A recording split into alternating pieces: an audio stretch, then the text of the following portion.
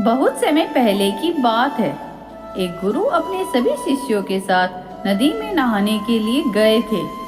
गुरुजी नदी के किनारे जाकर बैठ जाते हैं। तभी सभी शिष्य सोचते हैं कि हमें भी अपने गुरु के अनुसार नदी के किनारे बैठ जाना चाहिए कुछ देर के लिए। लेकिन गुरुजी तो निरंतर नदी को ही देख रहे थे।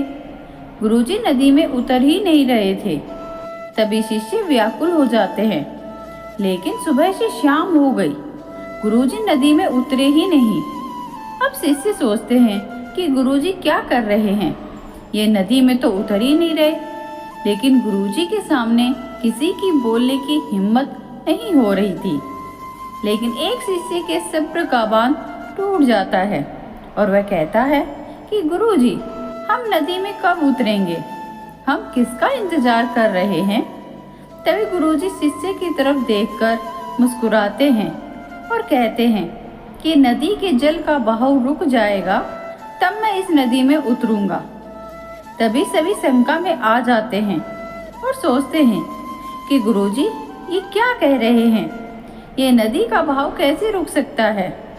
तभी एक शिष्य कहता है कि गुरुजी, आप ये क्या कह रहे हो, नदी के जल का बहाव कैसे रुक सकता है, यह तो नामुमकिन है। तभी गुरुजी फिर से शिष्य की तरफ देखकर मुस्कुराते हैं और कहते हैं, यही है आज की शिक्षा। यह जो नदी का जल है जो हमेशा बहता ही रहता है, यही व्यक्ति का जीवन है। यह जो समय है वो किसी के लिए नहीं रुकता, आगे बढ़ता ही रहता है। यह तुम्हारे ऊपर है कि आप नदी के जल के बहाव की तरह आगे बढ़ते रहो या फिर एक तरफ डरकर या हार कर बैठे रहो।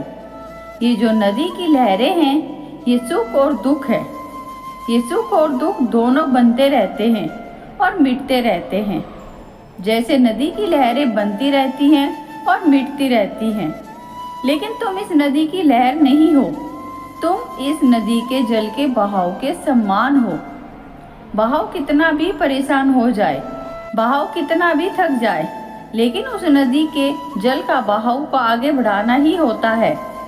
आपकी जिंदगी में कभी भी मुश्किलें आए या दुख आए, आपको उस बुरे वक्त में हार नहीं मानना है और दुखी नहीं होना है, क्योंकि ये हर वक्त नहीं रहता है।